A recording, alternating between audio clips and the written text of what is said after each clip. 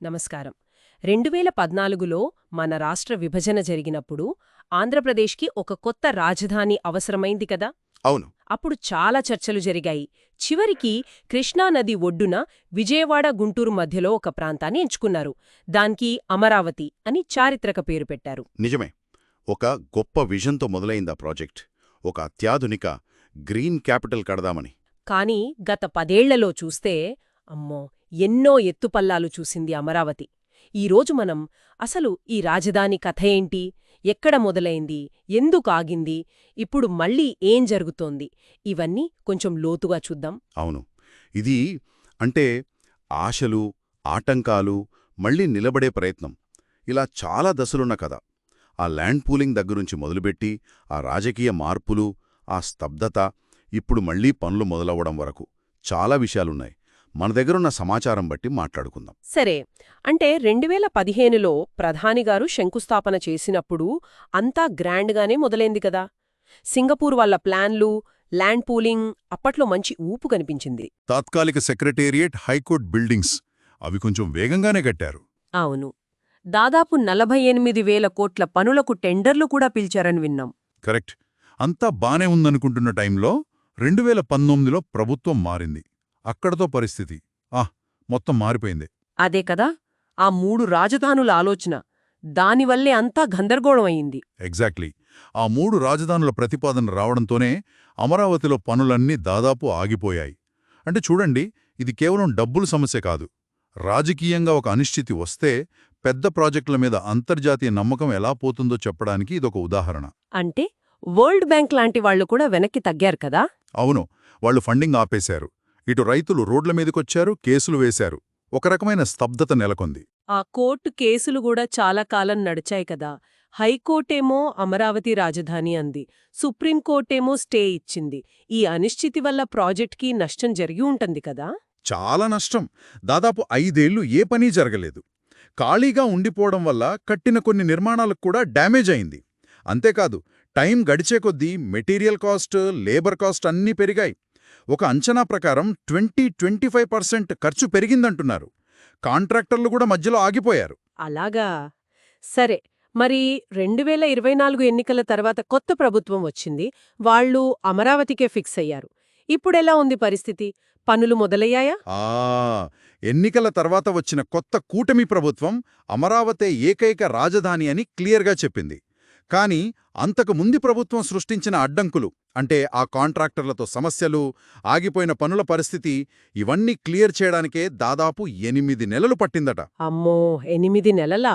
కేవలం సమస్యలు తీర్చడానికేనా? అంటే ఇప్పుడు స్పీడ్ అందుకున్నాయా పనులు? అవును, ఇప్పుడు పూర్తి స్థాయిలో మళ్లీ ట్రాక్ ఎక్కాయి.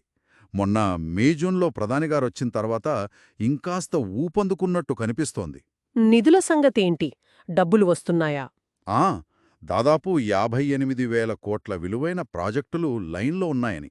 అందులో 50,000 కోట్లకు పైగా పనులకు ఆల్రెడీ టెండర్లు కూడా ఫైనల్ అయ్యాయని అంటున్నారు. కేంద్ర ప్రభుత్వం సపోర్ట్తో పాటు ఏడీబీ, వరల్డ్ బ్యాంక్, హడ్కో ఇలాంటి సంస్థల నుంచి కూడా ఆర్థిక సహాయం అందుతోంది. ప్రస్తుతం దగ్గర 8,000 మంది వర్కర్స్ పనిచేస్తున్నారట. 8,000 మందా? అంటే పెద్ద ఎత్తునే జరుగుతున్నాయి పనులు. ముఖ్యంగా వేటి మీద ఫోకస్ చేస్తున్నారు? ఏమేం కడుతున్నారు? ప్రధానంగా కొన్ని కీలకమైన పనులు జరుగుతున్నాయి. ఒకటి, హ్యాపీనెస్ట్ అనే ఒక అపార్ట్మెంట్ కాంప్లెక్స్ ఉంది కదా, అది మధ్యలో ఆగింది. దాని పనులు మళ్లీ మొదలయ్యాయి. 930 కోట్లు ప్రాజెక్ట్ అది. అవును, విన్నాను. ఆ తర్వాత జడ్జీలు, ఎంపీలు, ఎమ్మెల్సీలు, ఆఫీసర్లు, ఉద్యోగులు వీళ్లందరి కోసం క్వార్టర్స్ కడుతున్నారు. పెద్ద పెద్ద టవర్స్, అవి కూడా వేగంగానే జరుగుతున్నాయి. రెండోది ఇన్ఫ్రాస్ట్రక్చర్, అంటే సిఆర్డీఏ మెయిన్ ఆఫీస్ బిల్డింగ్ దాదాపు రెడీ అయిపోయింది.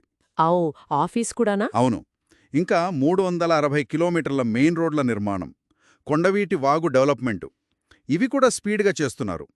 విజయవాడ బైపాస్ రోడ్డు ఉంది కదా, అది సెప్టెంబర్ కల్లా రెడీ అవుతుందని అంటున్నారు. ఇంకో విషయం, ఔటర్ రింగ్ రోడ్ దాదాపు 190 కిలోమీటర్లు, దానికి కూడా సెంట్రల్ గవర్నమెంట్ ఓకే చెప్పింది. గ్రేట్. రోడ్లు, బిల్డింగులు. ఇంకా మూడోది education and technology. BITS Pilani, XLRI, national law university లాంటి పెద్ద ఇన్స్టిట్యూట్స్కి ల్యాండ్ ఇచ్చారు. ఫోరెన్సిక్ ల్యాబ్ ఒకటొస్తోంది. ఇంకా దేశంలోనే మొదటి క్వాంటమ్ కంప్యూటింగ్ విలేజ్ అంట. దానికి కూడా 50 ఎకరాలు కేటాయించారు. క్వాంటమ్ కంప్యూటింగ్ విలేజా? ఇంట్రెస్టింగ్. ఈ పనులన్నీ ఎప్పటికి పూర్తి చెయ్యాలని అనుకుంటున్నారు? టార్గెట్ అయితే 3 ఏళ్లు అని పెట్టుకున్నారట. 3 ఏళ్లలోనా? చాలా టైట్ టార్గెట్లా ఉందే. మరి భవిష్యత్ ప్లాన్స్ కూడా ఉన్నాయా? ఉన్నాయి. భవిష్యత్ అవసరాల కోసం ఇంకో 45,000 ఎకరాలు సేకరించాలని ప్లాన్ చేస్తున్నారట. అదనంగానా? అవును. అందులో ఇంటర్నేషనల్ ఎయిర్పోర్ట్, స్పోర్ట్స్ సిటీ, ఇండియాలోనే అతిపెద్ద క్రికెట్ స్టేడియం కూడా అందులో భాగమట. ఇంకా స్మార్ట్ ఇండస్ట్రీస్, ఇలా పెద్ద ప్లాన్స్ ఉన్నాయి. ఓకే. అంటే ఎన్నో ఆశలతో మొదలై మధ్యలో బాగా దెబ్బతిని ఇప్పుడు మళ్ళీ కొత్త ఉత్సాహంతో అమరావతి నిర్మాణం పరుగులు పెడుతోంది అని చెప్పొచ్చు. కేంద్రం, రాష్ట్రం, డబ్బులు అన్నీ కలిసి వస్తున్నట్టు కనిపిస్తోంది. అవును. ఇది కేవలం ఒక నగరం కథలా లేదు. ఒక ఆశయం ఎలా సవాళ్లను ఎదుర్కొని నిలబడుతుంది అనడానికి ఇదొక ఉదాహరణ అవుతుందేమో. చూడండి, ఒక శిల్పి ఒక విగ్రహాన్ని ఎంతో ఇష్టపడి చెక్కుతూ ఉంటాడు.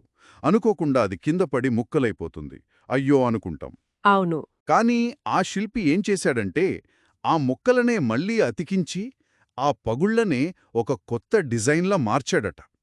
అప్పుడు అది మునుపటికన్నా భిన్నంగా, ఇంకాస్త అర్థవంతంగా కనిపించిందట. అమరావతి కథ కూడా ఇప్పుడు అలాంటి మలుపు తీసుకుంటుందేమో చూడాలి. ఆ కలల నగరం పూర్తి రూపం దాల్చడానికి ఇంకా టైం పట్టొచ్చు. కానీ ప్రయత్నమైతే మళ్ళీ గట్టిగానే మొదలైంది. ఇది ఎటు వెళ్తుందో చూడాలి.